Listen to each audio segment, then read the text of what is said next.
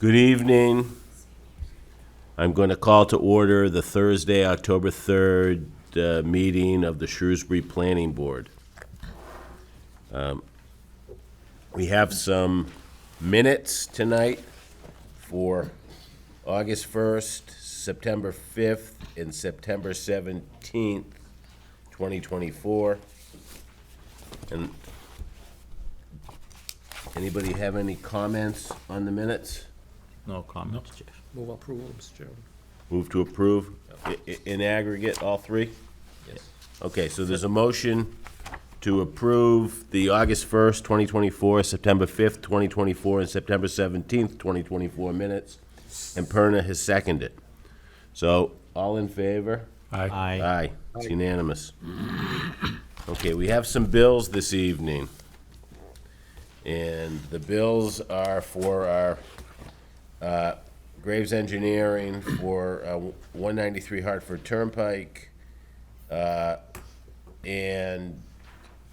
for 50 Centec Boulevard for traffic, and also traffic for 193 Hartford Turnpike.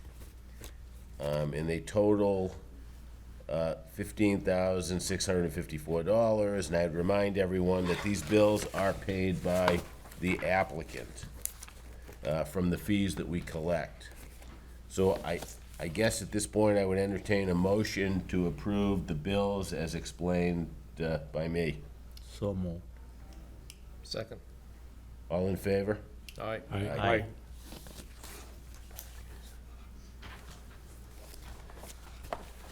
Okay, board member comments. Matt, do you have any comments this month? No, not at this time. Okay, Perna, No comment, Chair, this month. Dino? No comments. And I have no comments as well. Mo, do you have any comments? No, I don't, thank you. I should have asked you about the bill, the minutes too, I'm sorry. I forgot you were there, but you're not really No, here. I voted. You did? Okay, then it was unanimous, I did. Okay, Chris, any reports from staff? I do this evening. This morning, staff met with representatives of the Executive Office of Housing and Livable Communities, UHLC, their pre-adoption review team, to discuss our draft proposal. Although formal comments have not yet been received, they have completed their review, and we discussed their findings in depth. I'm pleased to report that there were no findings in relation to our proposal which conflict with 3A legislation or guidelines. We do anticipate what UHLC calls cautionary recommendations, which have no impact on compliance, but are recommendations for policy considerations. Staff will review these considerations and adjust the proposal accordingly. And that's all I have this evening. Okay, just, Chris, that we didn't have a signature line for the bills, but I think I think you put it right on there. we can write right on there? Okay. Right?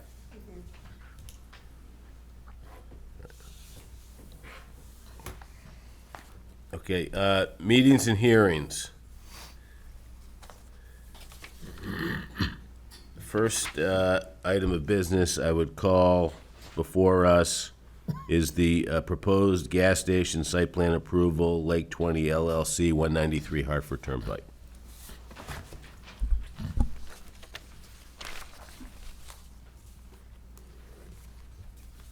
Good evening, Mr. Chairman, members of the board. I'm here this evening to request leave to withdraw without prejudice. And the reason for that withdrawal is the expiration of Mr. DiPaolo's term and also a recusal on the board as well.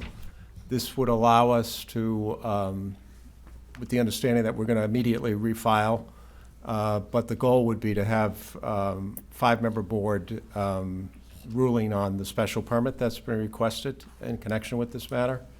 We're not going away, but we would like to proceed with a full board on the special permit. So I would request that I be allowed to withdraw, and would also respectfully request that the board consider waiving the reapplication fee, since we're going to basically be continuing on with the same plan that's been reviewed, by the engineers and response to various comments that we've received. So that is my request, and I'd be happy to answer any questions you have about it, but the goal simply is to have a full board on the special permit. In the interest of disclosure, I'd be the one recusing myself, but in light of the withdrawal, I don't really see a conflict or a meaningful conflict. So I think could act on that, so. Any board members have any comments on the request? No comment, Chair. Matt? No comment. No comment. Dino? Mo? No. No, and I don't have any comments, and I'd be in favor of both requests of Attorney O'Neill on behalf of his client. So I guess I would entertain a motion to allow them to withdraw, as well as allow them to refile a plan substantially similar, in that the board waive the filing fees, because this Move to is, approve the request. Second. okay. All in favor? Aye. Aye. Aye. Aye. Mr. Paulo, you in favor? Yes. Okay. Unanimous. Okay, thank you very much. Thank you. Okay, next item of business is a de minimis change for Shrewsbury Maple LLC. Okay, the applicant, please come up, identify yourself, and explain what you are looking for. My name is Susan Nichols. I work for the owner of Marketplace Shrewsbury Plaza, 378 Maple Ave. That was a plaza that we came before the board a few years ago for site plan modification in order to redevelop the existing strip building, and it included a new building in the parking lot. We're coming before you tonight for a de minimis change because we would like to remove 3 parking spaces around that new pad building in order to make the pad building be more in keeping, consistent with the rest of the project. The original pad building was for 6,643 square feet. It was a 2-story building. We only want to build a 1-story building now. We don't want to do the office space that was on the 2nd floor. We don't feel like that's viable at this time. So the new building would be 3,732 square feet, 2 units, and we want to shift it back a little bit from where it was originally on the plan. You should have a red-lined plan that shows you what we're intending to do. But the shifting allows us to make some of the improvements to the face of the building, which would be the west side of the building, in keeping with what we did with the strip building. So the planters, the outside seating, the windows will be similar to what we have, in keeping with what we have at the existing building.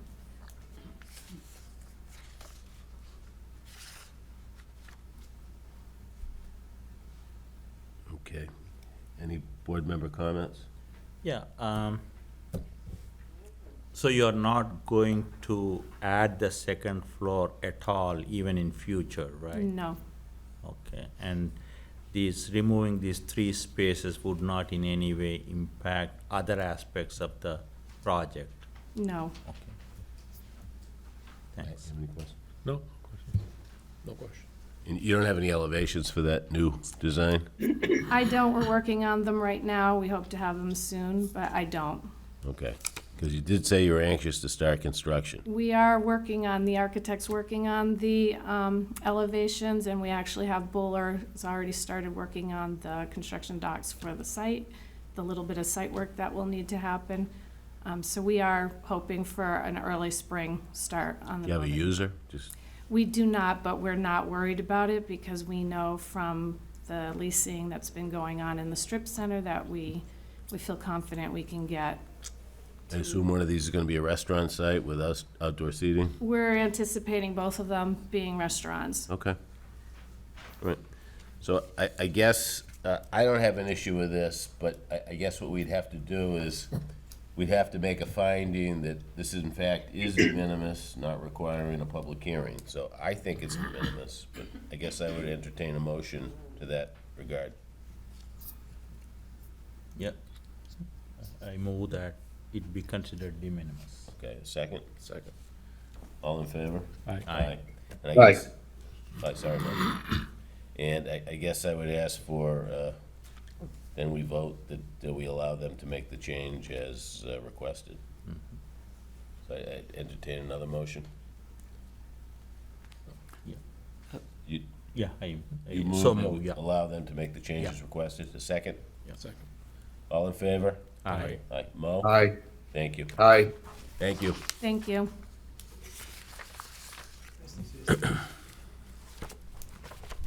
The next is a de minimis change request, Cypress Avenue Development Partners, 1 Greenbrier Drive and 169 R Gulf Street.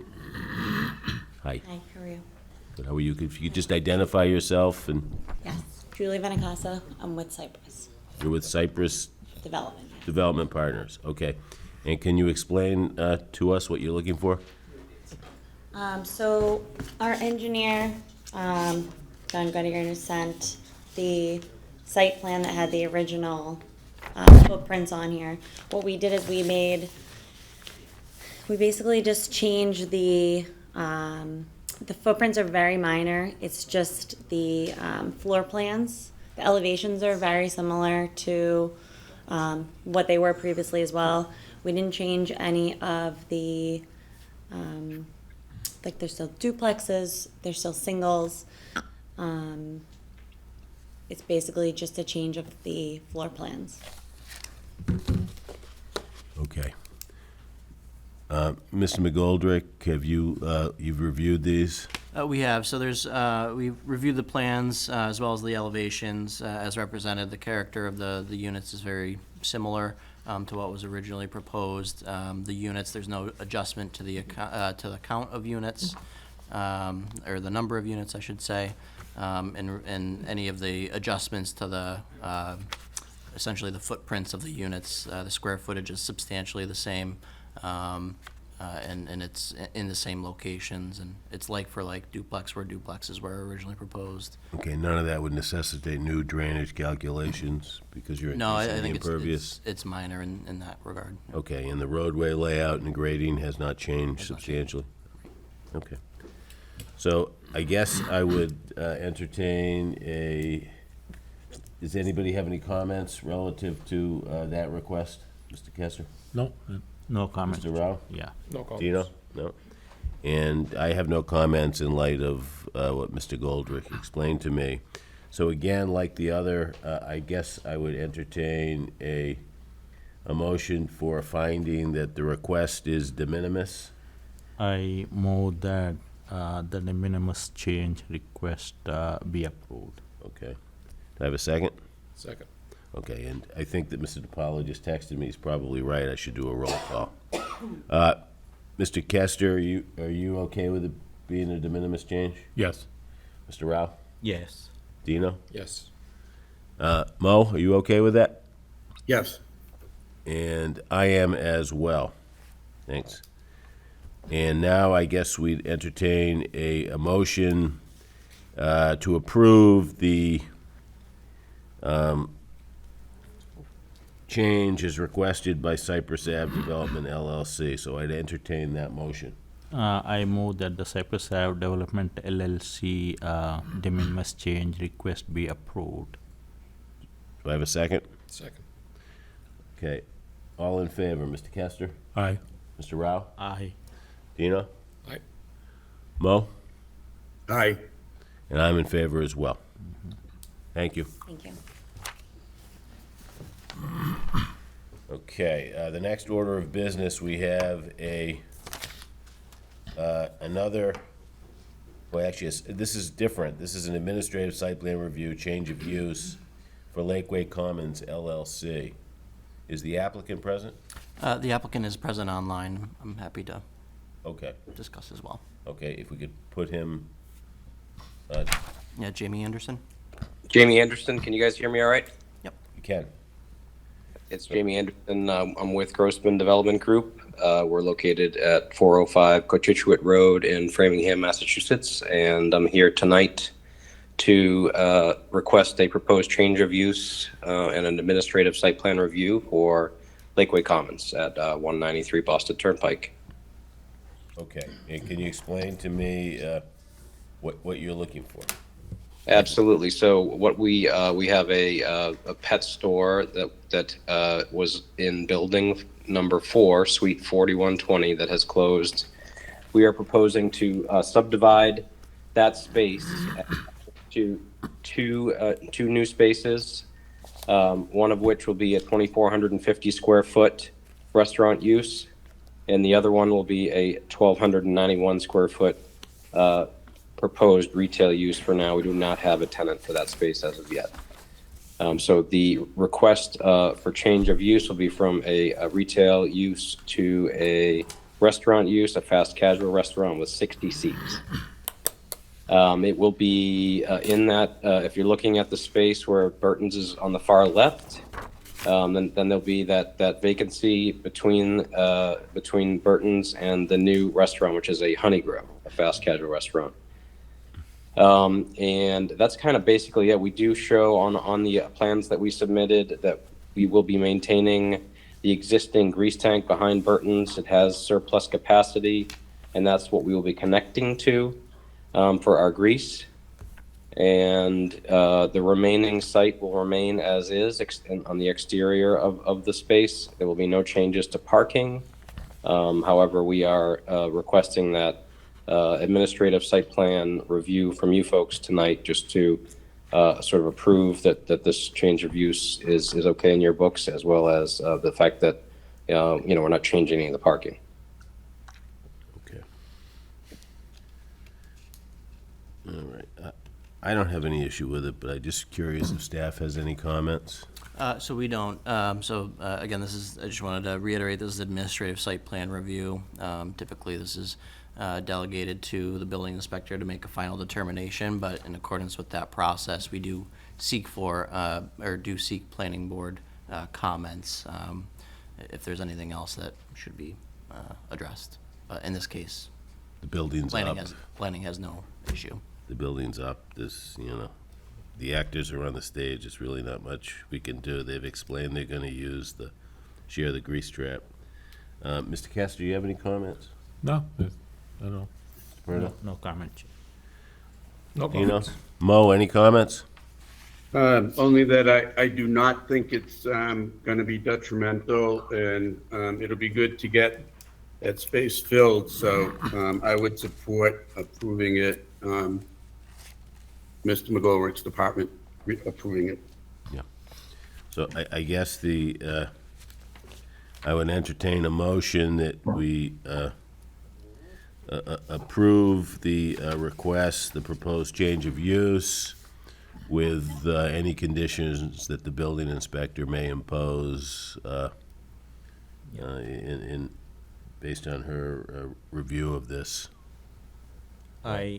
I move that we approve the proposed change of administrative site plan review for Lakeview Commons LLC, with subject to any conditions or any restrictions that the building department may request. Do I have a second? Second. Okay, Dino has seconded.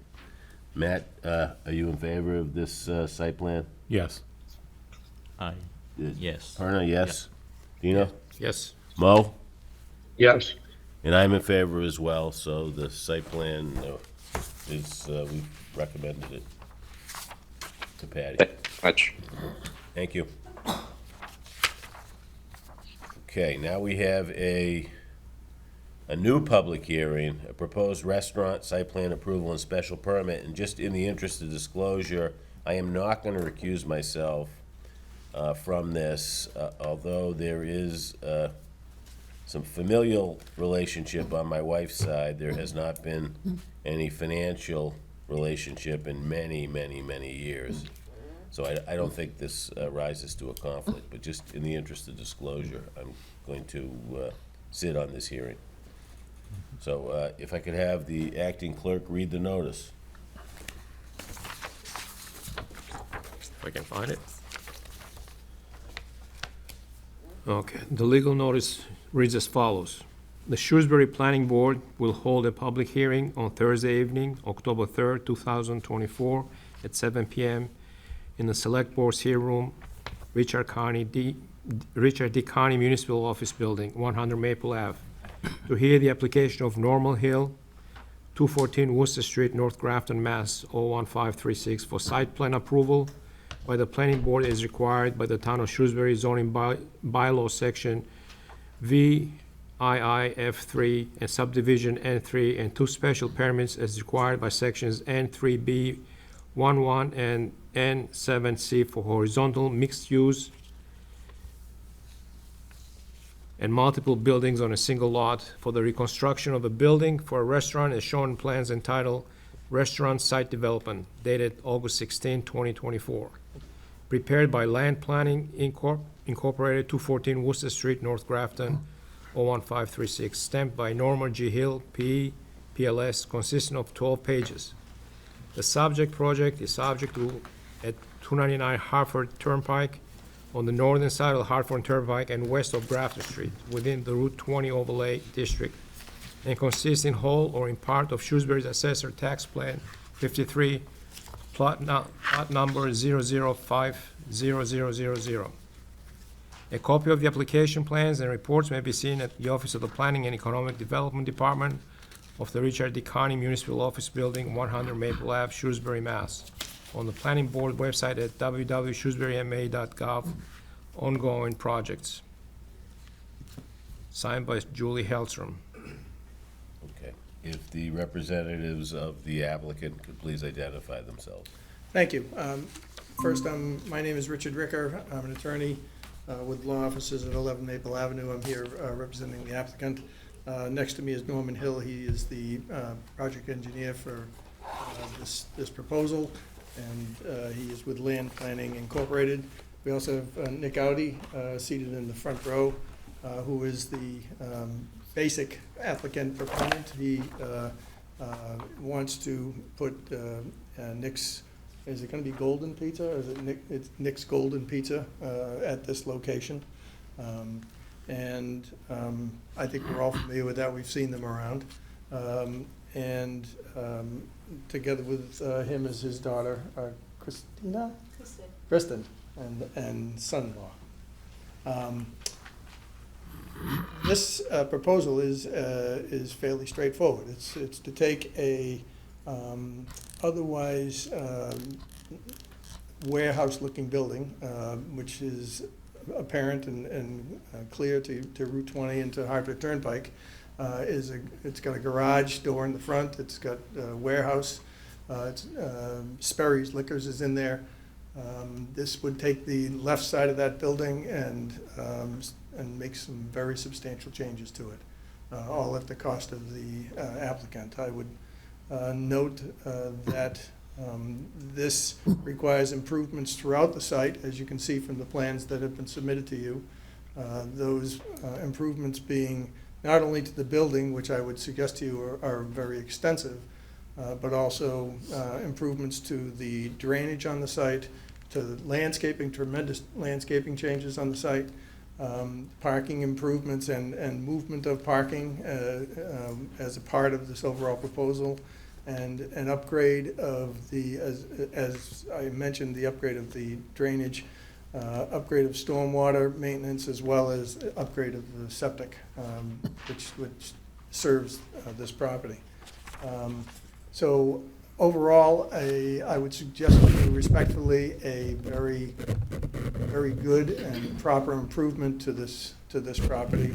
You have elevations in your file. You have, I believe you have all of the plans that are required under the bylaw. It does, I would suggest to you respectfully, qualify, does have a residential component to it in one of the buildings that is on this 4+ acre site. It's parcel 1 is 160 some odd thousand square feet. With that, Norman can certainly answer questions that you may have relative to the plan. I'm not going to pretend to try to do that, but I would note that we have been given some comments through Mr. McGoldrick relative to the fire truck sweep path, which I would suggest really is minimal, because they're asking us to make sure that the plant that is at the curb is going to remain a low plant, and we have no problem with that whatsoever. And the takeout station for this proposal is counted in the parking calculations. Norm can talk about that, but I believe he made a revision to the plan to address that. And the stormwater permit has been applied for and it has been granted. Yes. It has been granted. So, so those comments have been addressed. I would suggest to you respectfully. We do have some requests for waivers. The reasons for those waivers are in your file. If you have any questions, we're certainly here to answer them. So with that, if you have any particular questions or if you want Norm to go through the plan itself, you can see the front portion of the property on the screen as we speak. As you can see, the parking that is at present out in front of the property facing Route 20, that is substantially changed in order to move the property around the side and more in keeping with the requirements of the zone, the new zone.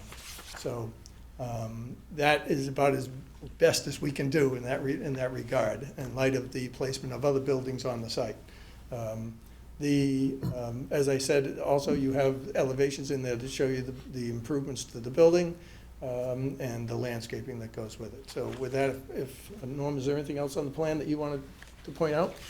I'd like to make sure we know where this is located. So it's right on Route 20 at the intersection of Grafton Street. This would be on the northwest corner of that intersection. It's across Grafton Street from Flynn's Truck Stop.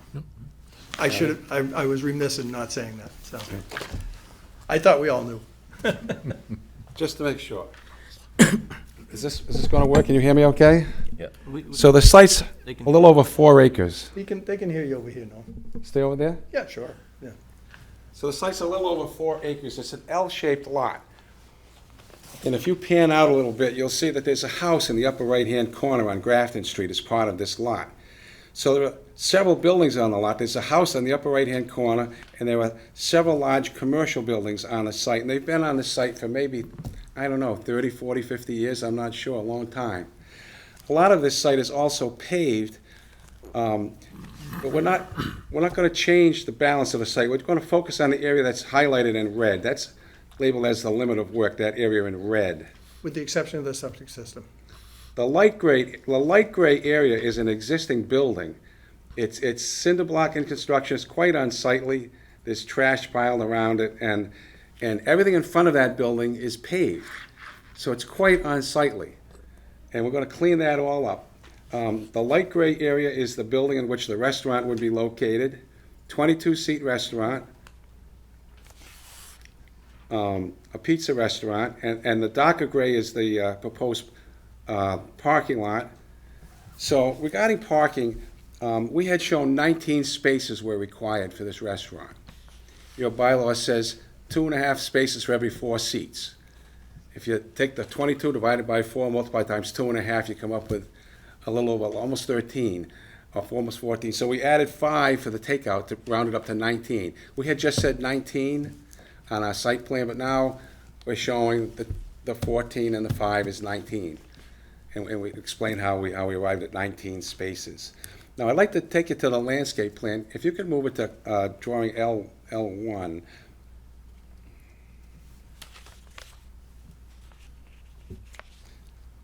So you have this regulation pertaining to this type of a special permit, which requires a lot of landscaping.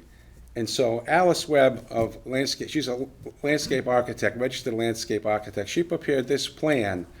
The big circles along the front are all trees, and then all of the dashed areas and little circles are a lot of shrubs. There was some talk about the fire truck negotiating the site. We prepared a turning movements plan that shows the fire truck can drive through here easily without touching any curb. But the chief pointed out that his bumper, as he turns into the site, his bumper encroaches on one of those curb, and the other side of that curb are going to be blue junipers. They grow maybe 3 or 4 inches tall, and they spread out.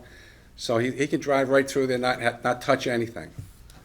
The stormwater has been approved by both Graves Engineering. Graves has reviewed this project, and your stormwater engineering DPW department has also approved the stormwater for this project.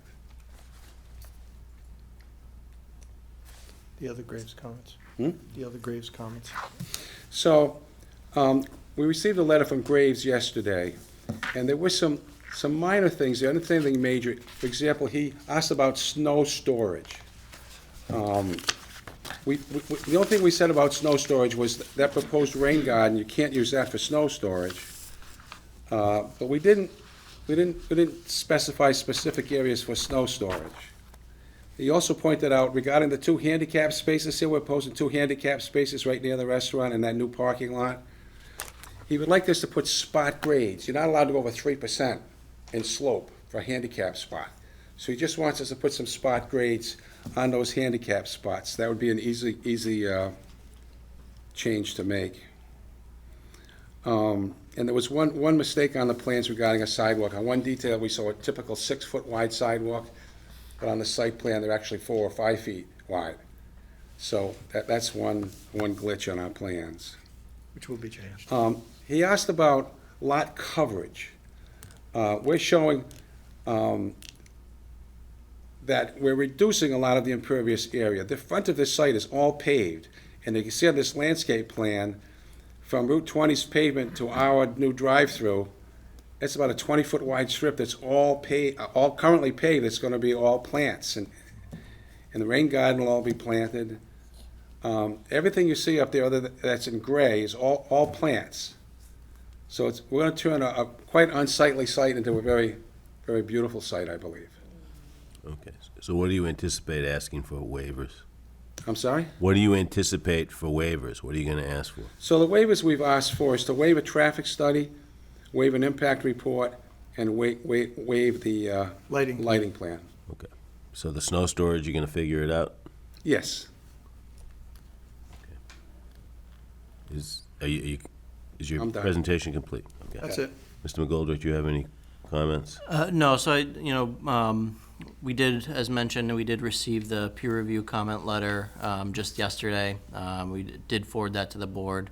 Our office has not had a chance to thoroughly go through that. Obviously, we skimmed it as much as we could before the meeting.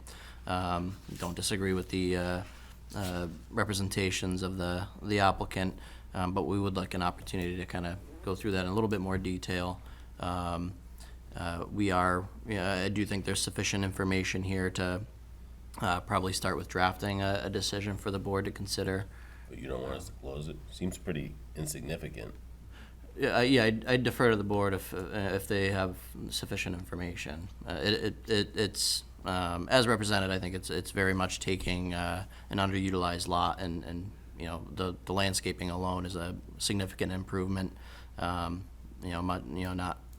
Much less the drainage as represented. So it's a significant improvement to the site. Given these buildings are all up, it seems like it's an improvement. The waivers seem pretty minor, but I guess I'd defer to the rest of the board. Mr. Kester, do you have any questions? Just, I guess maybe throughout, when you think about the winter time with the snow, and you add in the fire truck turn, if the fire truck has to come in the winter time, makes that turn, you get a pile of snow there. I know sometimes it gets warm and then the snow freezes. Like, I think maybe, do you have any idea where you might do the snow, or is it just one of those cut and dry, after a storm, have the company come remove it? You think that might be a little, like... I think you're going to probably see, very similar to other properties nearby, that if it becomes necessary to remove it, it's going to be a removal situation. But we're happy to, if you did choose to close the hearing, we're happy to leave it up to our engineer working out the snow storage with planning, with that concern in mind, obviously. So That's cool. I don't have any issue with that. I think, the fire truck needs to get around. Yeah, So. it's... Where does Sperry's put their snow? But they haven't been there long. Probably haven't had a snow. They haven't had any snow. Yeah. Yeah. Okay, fair enough. Yeah, a quick question. I know Board of Health probably will look at the septic Yes. part of it. the way I look at this building, it's not been active for quite some time other than the liquor store part of it, so was wondering if you have any information whether It's a very septic part extensive, would yeah. complicate the things? It's a very extensive upgrade of the septic system. I'll let Norman address that. Yeah, we've done official perk and deep hole tests Okay, on the backside of this site, and we've designed a septic system and submitted it to the Board of Health. There's an existing septic system now that serves the liquor store, and it's in the corner where the rain garden's proposed, but it's at its life's end. It's not gonna So work. we can't rely on it, so we're designed a whole new septic system for both the liquor store and the pizza restaurant. And I will tell you that it's extensive and expensive, unfortunately, but it is what it is. This site has to be served that way. absolutely, yep. That's all from my side. Tino, you have any questions? For water supply, have you figured out the demand? They have town water to this site. All the buildings on this site are serviced by town water currently, and the restaurant will be also. It's a pretty small restaurant when you really consider the seating. So a single-family type of usage? Probably a little bit more than that because restaurants do a lot of washing of dishes and things like that. So, you have Brody's across the street. Probably similar usage, maybe not actually, because they have a lot of dishes in the morning, but. And the restaurant will also have its own grease trap. So the kitchen goes into the grease trap before it goes to the septic tank, and then the bathrooms go to just to the septic tank. Good. That's all been designed. I wouldn't expect it to be a huge draw on the water system, though, in light of the very limited number of seats. Thank you. Mo, do you have any questions? I have one question, might be more towards Mr. McGoldrick, but when the sewer line that's currently being constructed is complete,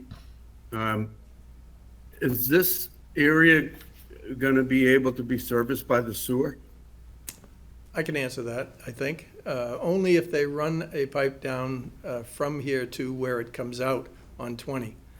So this area is not presently scheduled to be addressed by the present layout of the sewer. Unfortunately. I heard maybe 5 years. Unfortunately, I think that it's probably more a matter of a grant that they're gonna have to seek, that the town will have to seek going forward, but it's not in the present plans. Okay. All right. That was my only question at the moment. Okay. I should have said, hi, Mo. Hi, Richard. Well, seems pretty minor, I guess. Anybody in the audience have any comments? This is a public hearing. Please come up and identify yourself.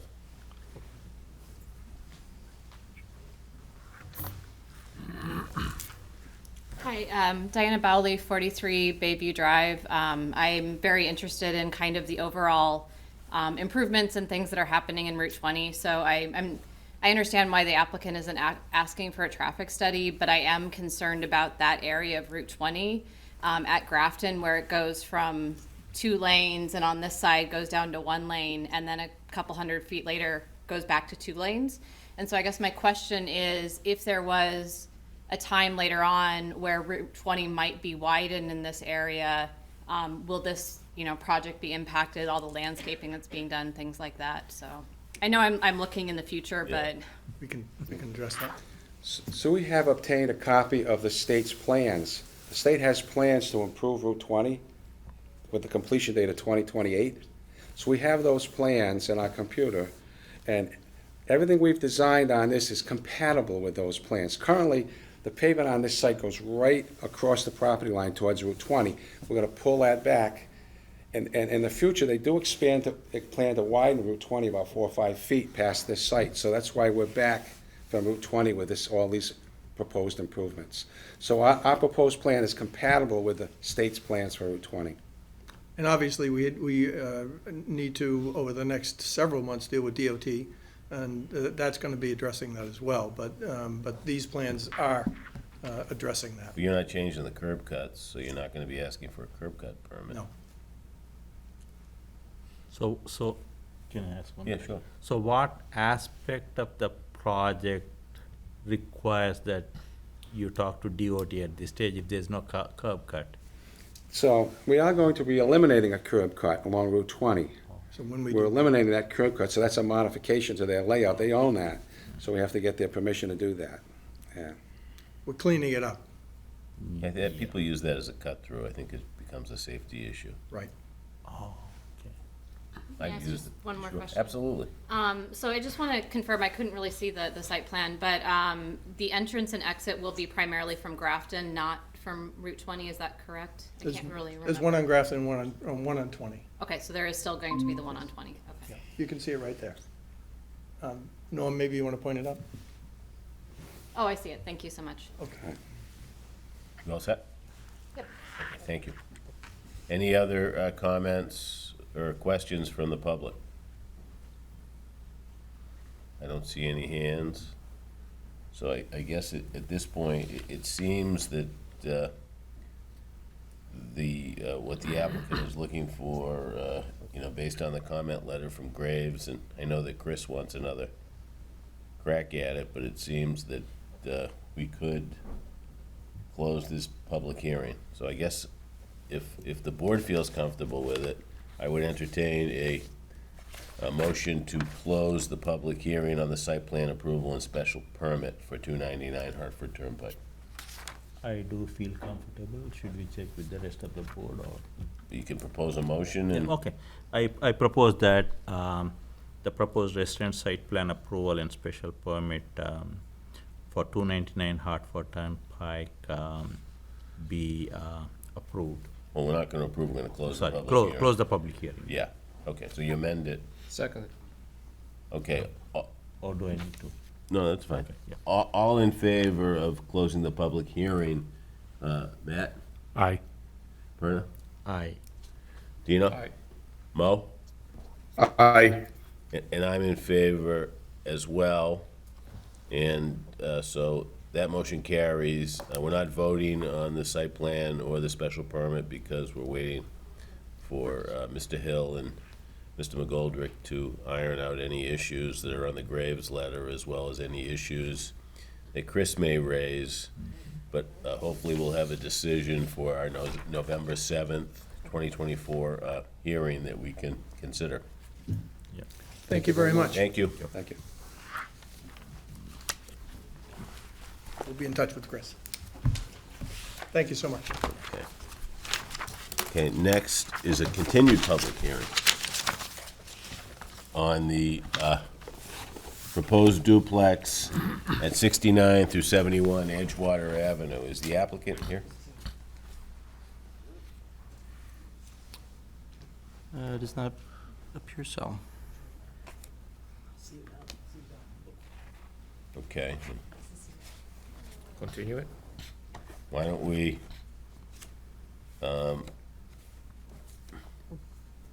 take the next one?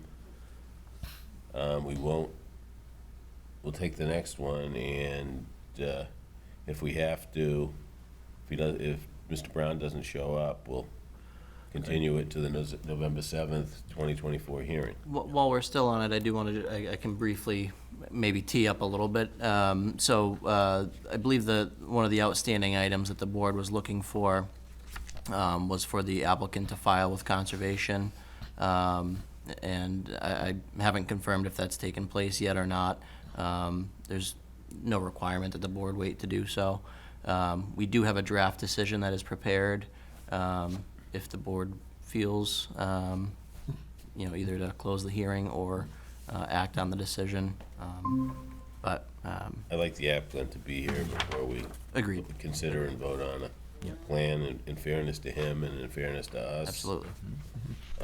So why don't we handle it that way, that if Mr. Brown doesn't show up by the time the Prologis hearing is over, we'll kind of take it that he misdiaried this, and on our own volition, we'll continue the public hearing until November 7th. Does that make sense? Yep. Okay. So I am going to recuse myself right now from the Prologis public hearing. So I guess I can say, can the applicants come up?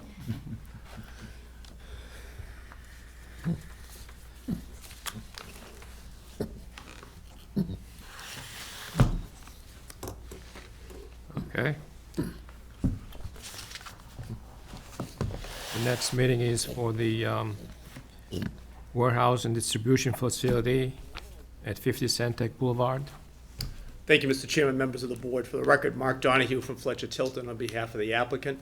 With me this evening to present certain aspects of the project are Laurie Morrill, lead scientist with the acoustic division of Epsilon. Hannah Schur from Langen Engineering is also present if there are any questions with regard to this design of the site. And Jonathan Scott of Prologis is also present and ready to answer any particular questions. We started this process back in June, and we've covered a lot of ground to date. We have been waiting to receive and to provide to you a detailed sound analysis of the impact in and around the area of the anticipated noise created by the fixed objects of the HVAC in particular and the operation. So Epsilon has done that complete report at this point. It has been submitted to you.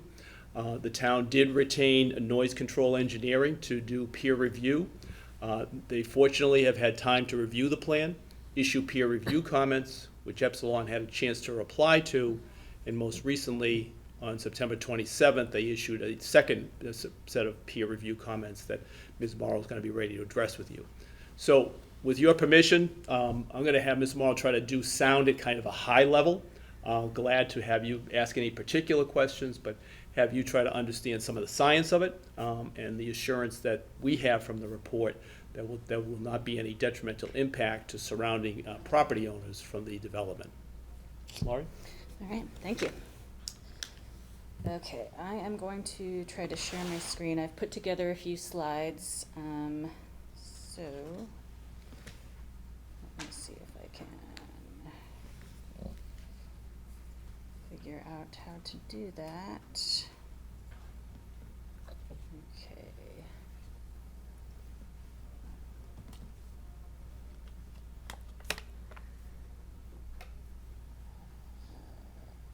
Apologies.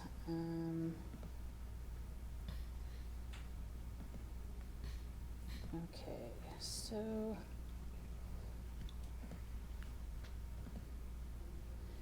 okay, great. So as Mark said, I'm Lori with Epsilon Associates, and I'm here to talk about the sound level assessment we did for the proposed UPS facility. And get this out of the way. That'd be great. So just a little bit about myself. I'm a lead scientist in the acoustics group. I've been doing an acoustical consultant for about 12 years, specializing in community impacts of energy and infrastructure and industrial projects.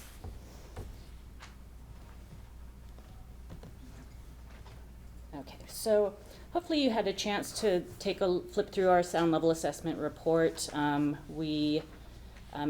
So it involved doing a baseline sound level measurement program to establish the current ambient sound levels in the project area.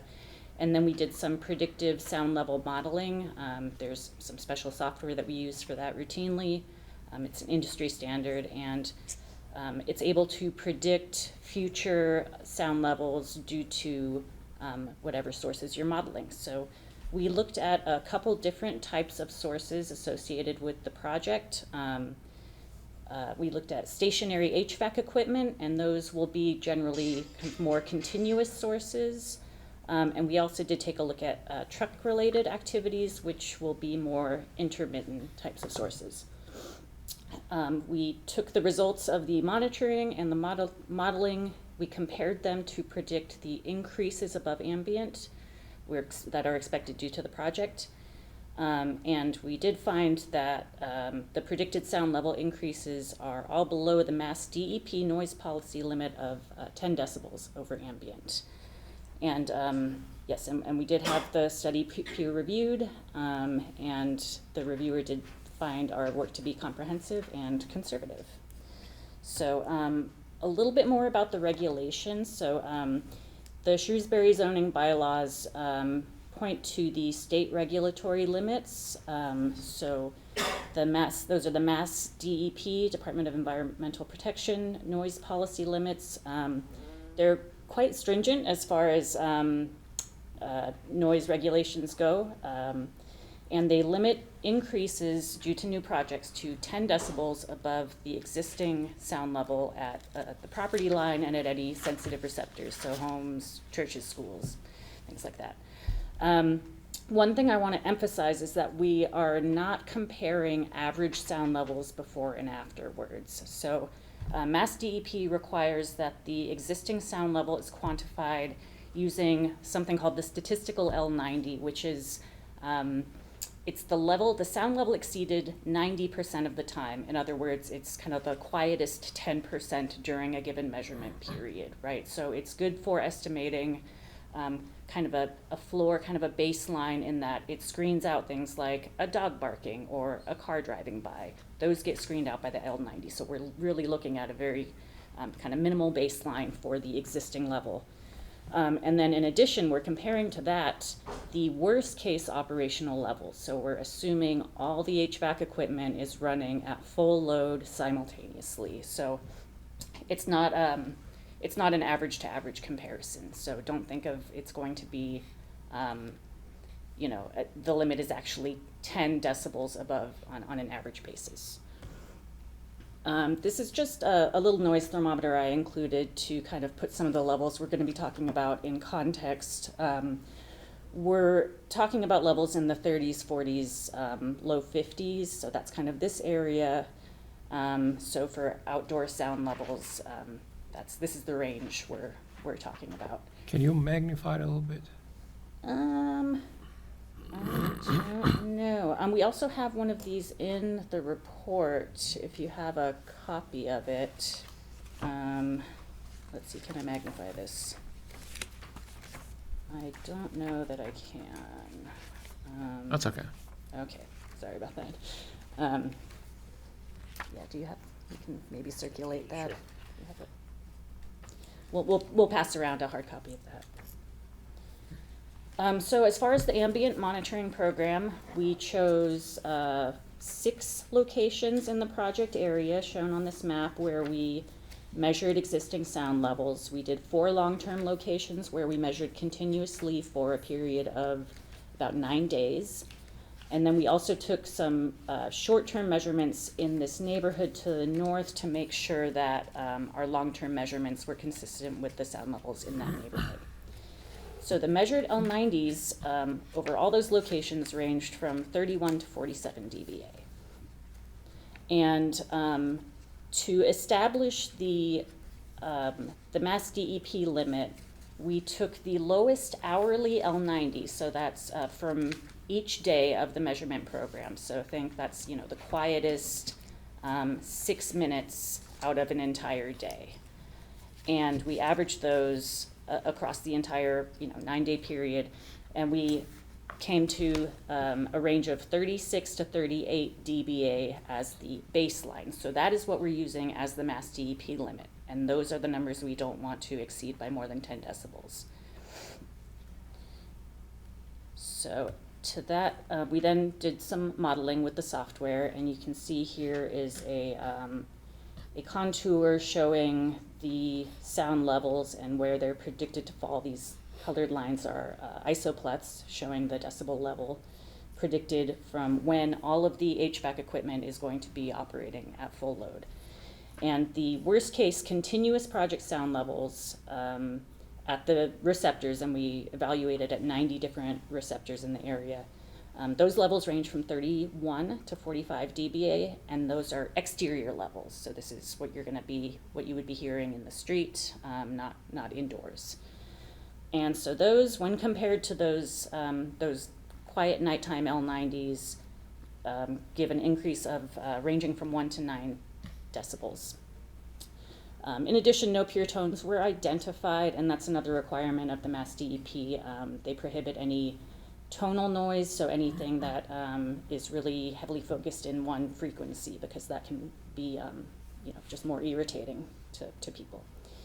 We also did look at those incidental trucking sounds. Those are, because trucks are mobile sources, they are not regulated by the Mass DEP. We did look at them anyway and decided, the project agreed to build this, a 12-foot sound wall on the southern portion, southwest portion of the project. There's an earth berm right here that naturally mitigates some of those trucking incidental sounds, and so the barrier is just going to help with that in this region. So in conclusion, we expect the project to fully comply with the Mass DEP and therefore the Shrewsbury sound level limits at all locations that we looked at. The peer reviewer at NC folks signed off on our work. They did identify some typos and things that we need to just correct in our report, but otherwise they did say it was performed both comprehensively and conservatively. So that's my presentation. I'm here to answer any other questions you may have. Any questions? Yeah, just a quick question. You mentioned about a earth barrier there. Is that natural earth barrier already there now, or are you going to build one? No, that's, I believe that's already there. I do have some cross sections. So here, this is where the barrier, the sound wall, is going to go. So that's showing kind of that western portion. And then over here, this is kind of the natural earth berm that is already existing. So the barrier is something that you are going to, as part of this project, you are going to construct. Right, the wall is going to be added as part of the project. Okay. The pre versus post construction, the 10 dBA increase or less than 10, is the pre, the way you explained is that I'm kind of putting it in a kind of paraphrasing it way that that's the best case scenario comparing with the worst case scenario post build, right? That's exactly right. So you will see those increases if all the HVAC equipment is operating simultaneously at full load during the quietest time of the night. So that's what that difference is. Okay. And the 9 days measure that you indicated, what month or what dates was that approximately? I mean, I'm assuming it's the regular 9 days that you took the measurements there, right? Like not during a time when there is lot less kind of noise situation in that area. Correct, yeah, we did the survey, let's see, what are those dates? We did it fairly recently. We try not to schedule any ambient surveys for things like holiday weekends or any time when there's an anticipated irregularity in activity in the area. So we really want to capture a good snapshot of kind of typical conditions. Yeah, that's all. Matt? No questions. I have a question. One of the worst case scenarios is not to exceed 45, 48 dBAs. Can you just give us an example of what would that sound like in terms of? I found the chart, so with your thank permission, you. I'll give this to the board to pass around and be able to see it a little bit. This tries to compare to common sounds, Yeah. indoor and outdoor, when you compare it to the dBAs being referred to. Thank you. Yeah, so as far as, this uses a, Okay, that's exactly what I. okay, that answers your question, that's great. Chris? Any? So I do want to mention, we do have our peer review consultant who's in the room as well, Corey Niction. Just wanted to give an opportunity if there's anything additional that I'd like to add, but he is here for the board as well.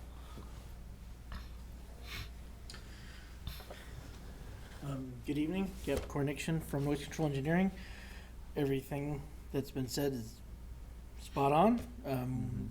the way that the analysis is done is very similar to how we would plan on doing the analysis. Honestly, as was stated, most of it was little quibble things here and there, maybe some issues we may have had, but all in all, the big one that we thought that they addressed that they do not have to address has to do with vehicle noise. That's absolutely true. It's only dealt with stationary HVAC type industrial sounds. That's what Mass DEP deals with. So honestly, Epsilon went above and beyond looking at the vehicle noise. There is no standard way of dealing with it. There is no way to assess it. So they did a decent job of trying to look at it same way we would plan on doing it. So I feel that since they even went beyond what was even needed to even do that, shows that they're trying to do, put their best foot forward on this to assess this property. We've reviewed other consultants, and sometimes they flat out just don't even talk about it because it's like, don't want to go there. So shows that they're trying to do the right thing. But other than that, we don't have any problems with, felt like it's a good, good study. Thank you. If I might, Mr. Chairman, to the gentleman's point with regard to the transient traffic from trucking, the 12-foot wall was added to the site based upon the review. It has no impact effectively on the sound being created by the stationary because they're above the wall in some fashion. But it does mitigate truck traffic. It is the most proximate area to the neighborhood, and therefore the applicant added it to the plan basically as a safety to try to mitigate any kind of interference in any fashion to the neighborhood. Really going above and beyond the regulations, but glad to do it. Thank you. So this Can I- being.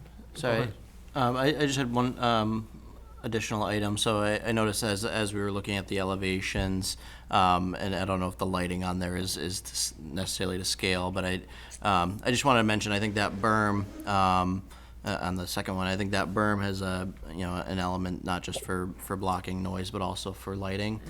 So if we could just review that in terms of the height of the lighting, to make sure that neighborhood is further protected from glare. I know we do have our downlighting provisions. That'll be a standard condition, but I think there's an opportunity there just to make sure that we're diligent towards that impact as well. I know that's not related to sound, but and then we have our kind of standard sound conditions that we've done for similar projects that I'll be happy to review with the applicant as we get to that stage. Thank you. This being a public hearing, any members of the audience have any comments? Hearing none. What's our next? Perhaps if I might, Mr. Chairman, if I could just kind of summarize where we think we are and maybe talk about where we see going next. Okay. Unless there's open issues with regard to sound, that was kind of the trailing matter that we had because Epsilon had been retained a little bit later and needed to do the baseline work and everything, so we have that. We have submitted revised civil engineering plans. They have been reviewed by Graves. I don't think Graves has issued Shrewsbury a review letter yet. They have issued Grafton one. It has just the most minor of corrective comments to it. We think we've resolved all of those. We will certainly confirm before we're back here next time that those are done and seek to have Graves issue a clean letter. We've previously reviewed with you, and Graves has reviewed matters such as lighting and landscaping, the visual impact of the site, including architectural. Neither Graves nor staff nor any member of the board has raised any questions with regard to that. So if the board has any issues, we certainly want to be able to provide the information at the next meeting. But if not, we would not consider those done. That leaves us really with traffic. And we had a very spirited discussion with regard to traffic when we made the presentation. A number of good questions and challenges, for lack of a better term, were made, particularly by Chairman DiPaolo. We're working on trying to come to solutions for those. We're not in a position to say we have that solution, but I'm very confident that before we come to your November meeting, we'll have that solution. We'll share it with Mr. McGoldrick. We'll get it to your peer review consultant so that hopefully at that time we'll be able to present you something comprehensive that responds particularly to the chair's comments about the existing conditions on the Route 20 corridor. With that, I think for site plan review, we've provided what we believe you need. We're glad to provide anything else. We just need guidance from any board member.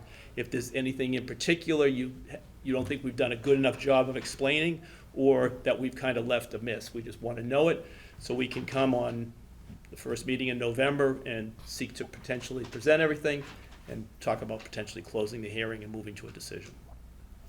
So traffic is the only issue left?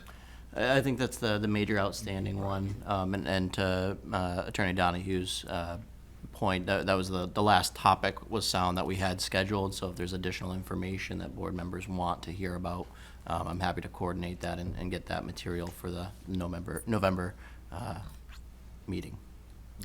So we need a request to continue it till next? I think that's Correct, Ray yes. may had a comment. If I may, Oh, I'm just sorry. one quick, again, as Mr. DiPaolo pointed out in those meetings about traffic, and we all kind of realize that's perhaps the most important aspect of this project. And between now and November, what is that? I mean, I'm assuming you are also talking to Mass DOT perhaps in some fashion, or who else? Who are the players involved, and what do we expect on the traffic? We'll have that meeting down the Yep. road, but Yep. we just want to be prepared to see how you are approaching that aspect of it. Absolutely. And that's part of the delay or our reticence to talk about it now, because we want to make sure that not only is the town satisfied with it, but then MassDOT is, so that we're actually able to deliver it, because you're very well familiar with the tension between the two. We're close, we're not there. What we're talking about is significantly different than what we talked to you about before. So we think we're on the right path, and we're hopeful. We were very hopeful, candidly, that we would be here tonight already talking about it. We don't have what we need from MassDOT. I can assure you that the development team is working hard to get it, and I don't think there's any reason we can't get it. And I don't think there's any reason we can't get on the same page. So, Okay, thank you. Matt, any, No questions. continue it? Yeah, so this, a motion to continue the November 7th hearing would be appropriate. I move that the proposed warehouse and distribution facility site plan approval by Prologix Inc. be continued to next public hearing on November 7th, Matt? 7 PM. Second. All in favor? Aye. Aye. Aye. thank you for your time Roll tonight. call, you may have. Sorry, we did, roll call, Oh, sorry. yep. Mr. DiPaolo? Yes. Matt? Yes. Yeah. Also, me. So, thank you. Thank you. Thank you. All right, thank you.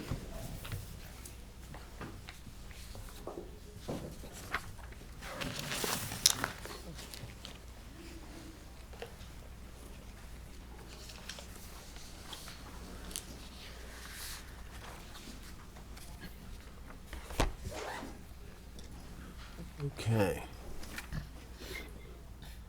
I don't see Mr. Brown, so, I guess that, the appropriate thing to do would, Continue it. in fairness to him, is I would entertain him, in light of the applicant's, I don't wanna say failure, but in light of the fact that the applicant isn't here, I, would entertain a motion to continue the hearing on the special permit for 69 through 71 Edgewater Avenue until our next hearing, November 7th, 2024 at 7 PM. So moved. Do I have a second? Second. Okay. Matt?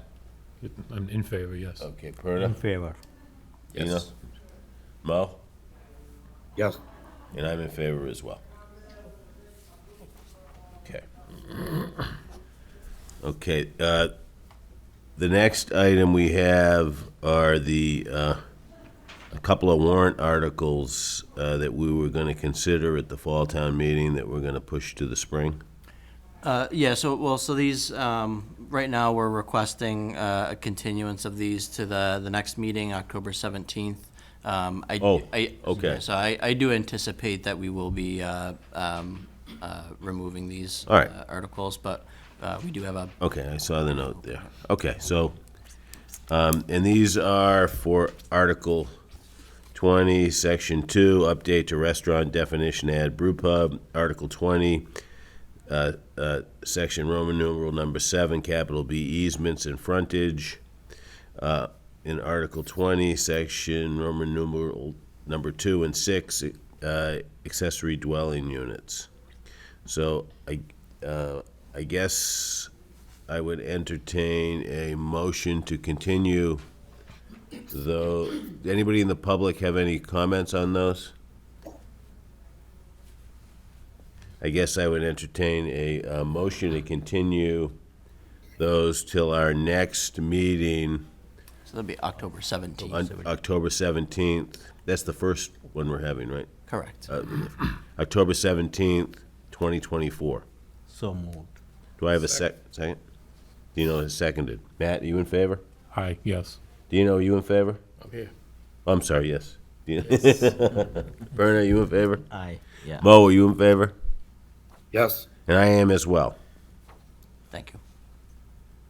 And just to kind of go over that process again, so we anticipate, so those are now continued to the October 17th meeting. We have re-advertised all of those articles, that's why we're asking for the continuance. I do anticipate that we'll be withdrawing those articles, but since they're advertised and will be opened again, it makes sense to. We'll discuss.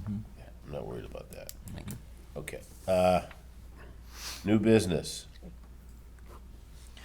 Yeah, oh, sorry, jumping the gun. Okay, so we have A, vote, review and vote correspondence from Diana Sladen dated September 10th, 2024, just regarding tree removal within an open space buffer. Good evening. Hi. Mr. Chairperson, members of the board. My name is Diana Sladen. I'm an attorney of the Commonwealth. I'm a resident of Shrewsbury at 7 Holman Heights Circle. I also own the property at 2 Maple where I run my law practice. The request before the board this evening was a request I sent in on September 10th. At my home on 7 Holman Heights Circle, we have a 20-foot open space buffer at the rear of our property. There are about 10 trees in various sizes that we're looking to have removed from the property. The trees as they stand now are tall enough that they could potentially cause damage to our home. They also make our backyard somewhat unlivable because of the acorns that drop from the trees. We are looking to do a construction project in the backyard, which includes the installation of an in-ground pool. And based on my correspondence with the building inspector and also some of the members from the planning board, they suggested that I appear before you and request that we be permitted to not only remove the trees, but we were also planning to swap them out. So we want to plant different trees that won't create such chaos and also potentially not grow as high as they are currently.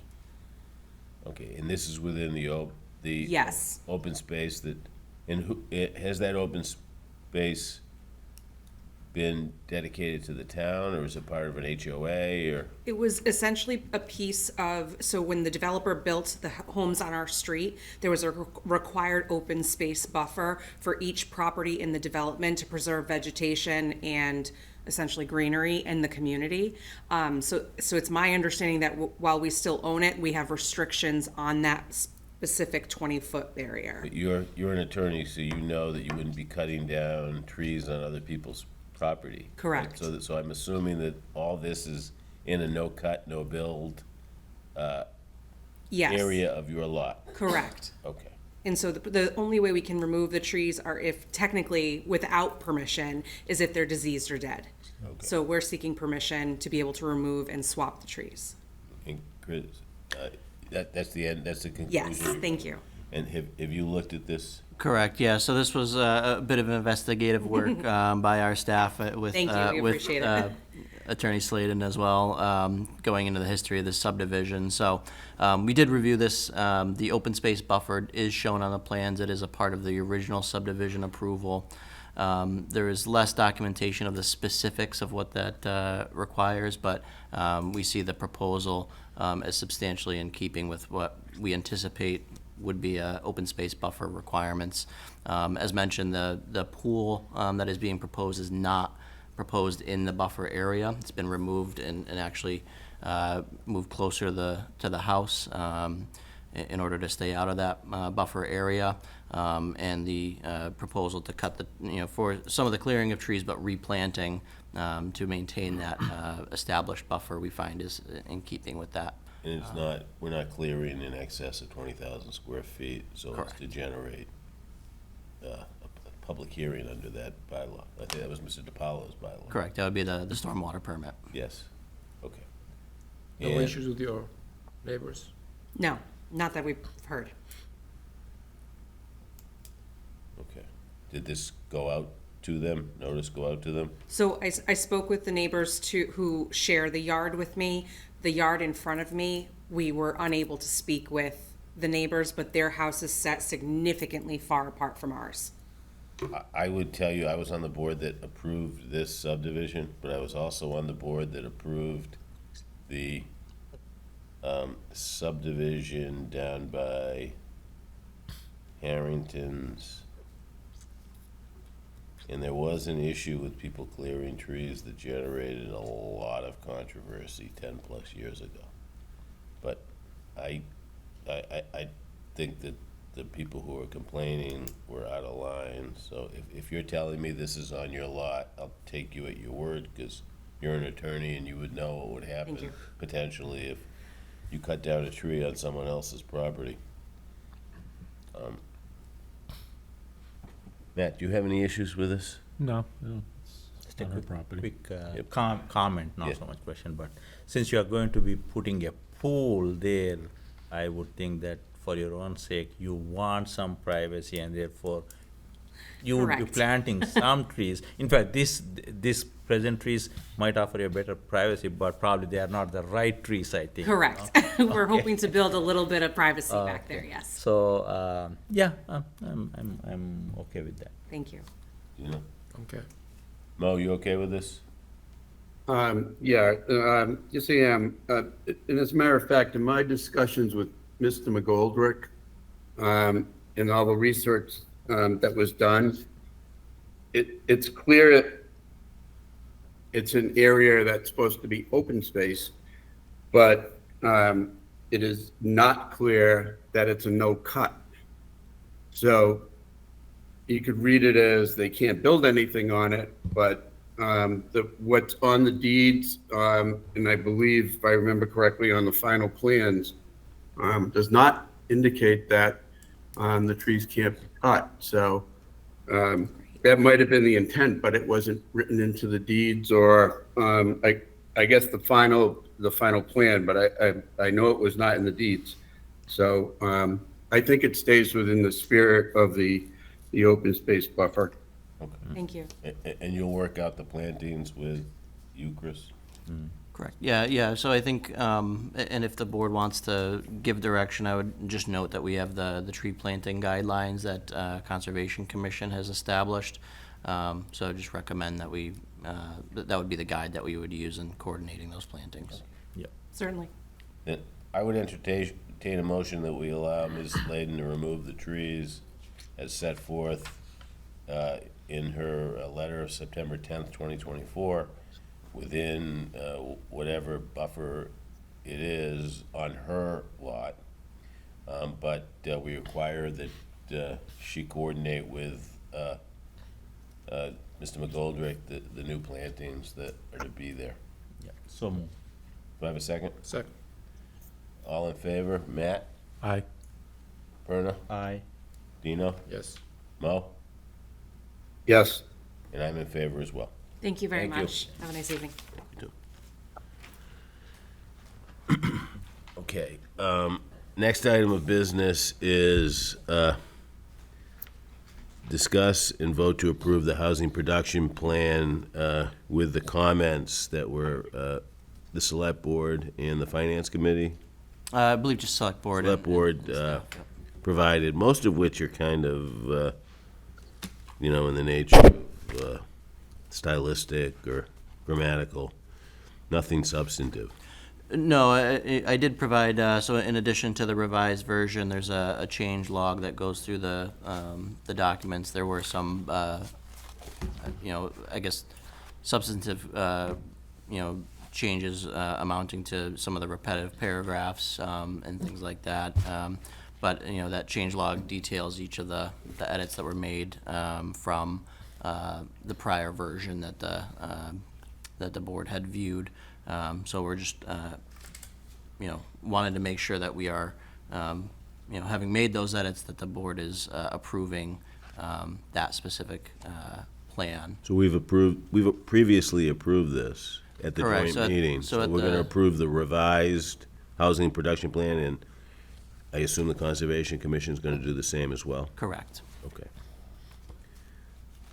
Does anybody have any questions or comments about that? I have no question, Chair. Okay. No questions? I'm good. Okay. Anybody in the public? Mo, you good? He's good. I can't, you're muted. You good? Mo? Yes. Okay. Yes. All right. Then I guess I would entertain a motion to approve the revised housing production plan. I move that we approve the revised housing production plan. Do I have a second? Second? Okay. All in favor? Matt? Aye. Verna? Aye. Dino? Yes. Mo? Yes. And I'm in favor as well. Okay. The next item of new business is to authorize as acting chair, to sign the DEP Chapter 91 form for the Northborough Dam. And this is down on Reservoir Street? Correct, yep. Yeah, so this project is looking to do a partial dam removal, as well as a drawdown of the existing water feature in relation to that partial dam removal. The dam and the reservoir there are no longer needed, and the repairs would be costly in terms of the benefits to the community. So this is in coordination with Northborough and their consultant working on this. The business for the board this evening is simply to acknowledge that we've received it and to sign that form. It's part of their Mass DEP filing. So they're not gonna repair this dam, the Commonwealth? No, I don't believe so. It's just a partial removal, and we can go back through. I'll go back. I want to make sure I didn't read all represent it. 400 pages. No, and that's why I want to made the make sure mistake of printing it. I want to make sure I represent it correctly. I know there's a partial removal. I'm not sure if they're repairing the remaining piece, but I'll review that and provide an update to the board at the next meeting. So is this gonna, assuming this goes forward, is this gonna retain water now, or is it just gonna drain out? Like, I assume the Assabet is this is Right, like so- a headwater, one of the headwaters of the Assabet, so where is this gonna go?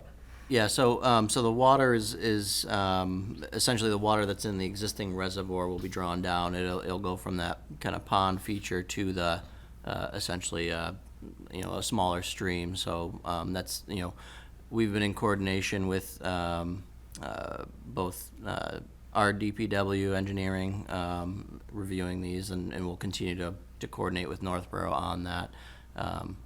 But I have to back at where the All those specific- people on those really nice houses on Old Orchard Circle in Boylston, are they aware of this? They will now. Right, so that's, that was one of our comments, is that we were asking for notice, because it obviously would be jarring if you had a pond in the back of your backyard that you're used to, and the water gets drawn down, so we'll be working to Boylston notify over those. there, it's kinda like where the three towns meet. Correct, yeah. Okay. Any issues with the wildlife there? I mean, beaver populations and all that be relocated? I'm not sure, we'd have to look, I'm not sure if that covers it in the Mass DEP filing. Again, I haven't reviewed it in that level of detail. It is an extensive file, but I'm just- happy to. They just want us to acknowledge receipt. Exactly. Correct. They're not looking for me to Provide. say I'm the authorizing. No, no, it's He's not. not gonna say, well, we wouldn't have done this, but Rhoda Lake has signed it. No, so again, just kind of go to the process. This is part of Northborough's Chapter 91 filing with Mass DEP acknowledging receipt. So it's in effect like a more extensive abutters notice, if you will. All right. So We're an abutting community.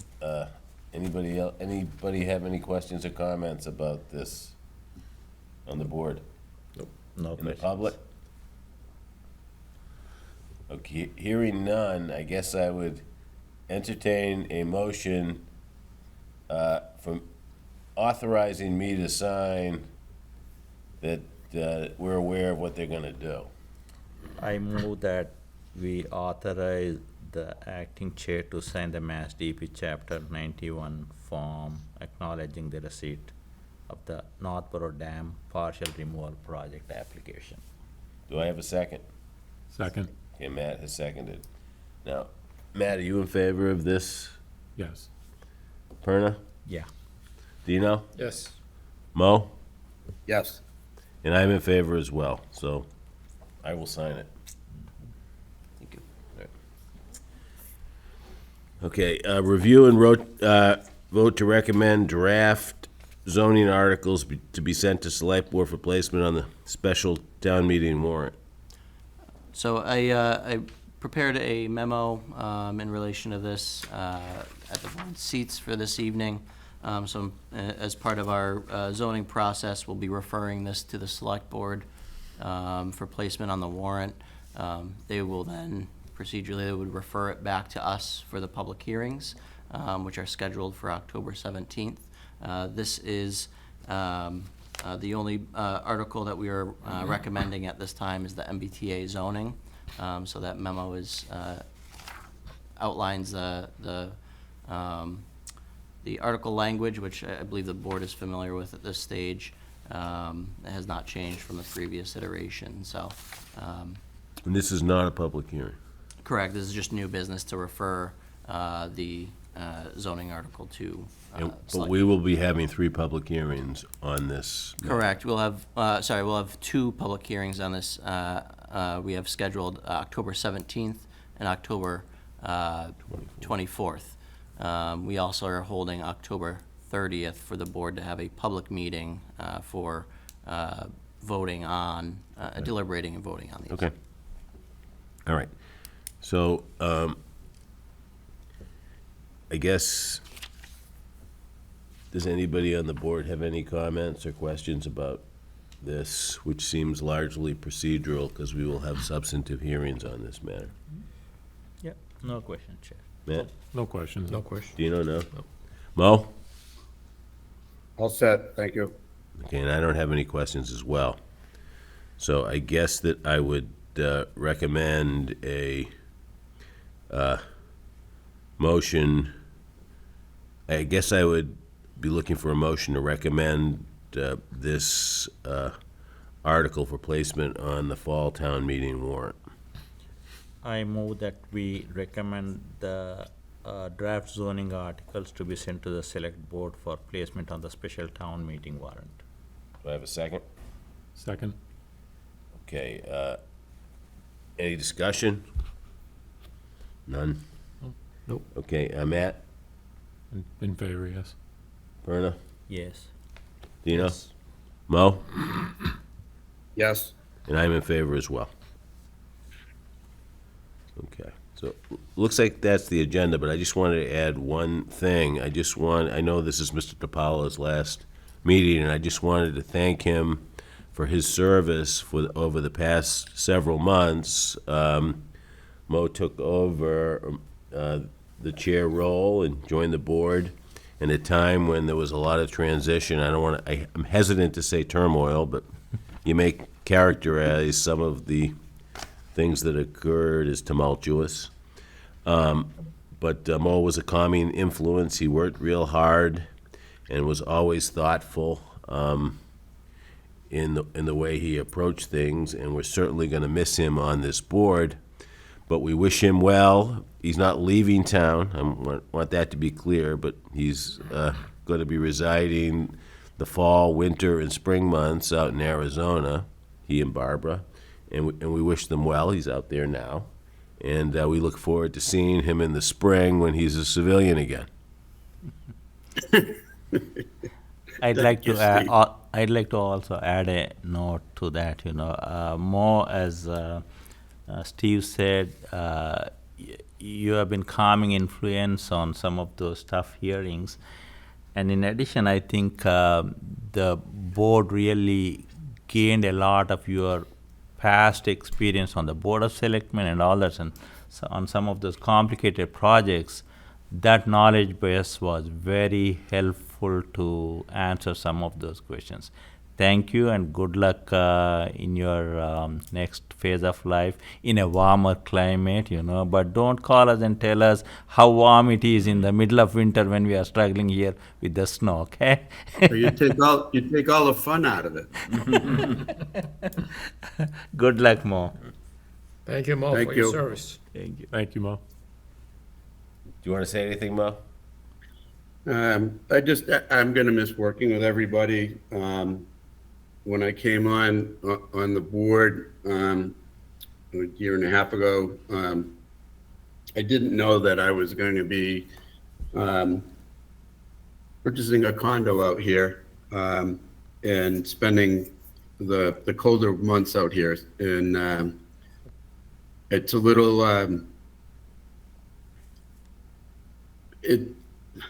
well, I'm glad I'm going to be out here when it's warm, but I'm going to miss working with everybody. But to console myself, I'm trying to get on the HOA board here so I can create some havoc down in Arizona. But I thank you all for putting up with me and going through the learning process the past year or so. It's really been a great experience, and when I come back, I will definitely look everybody up for a coffee and get reacquainted. So thank you very much. Thank you, Mo. Thank you, Mo. And with that, I guess I would entertain a motion to conclude this evening's hearings. So moved. Do I have a second? Second. In favor. Bernie, you in favor? Aye, yeah.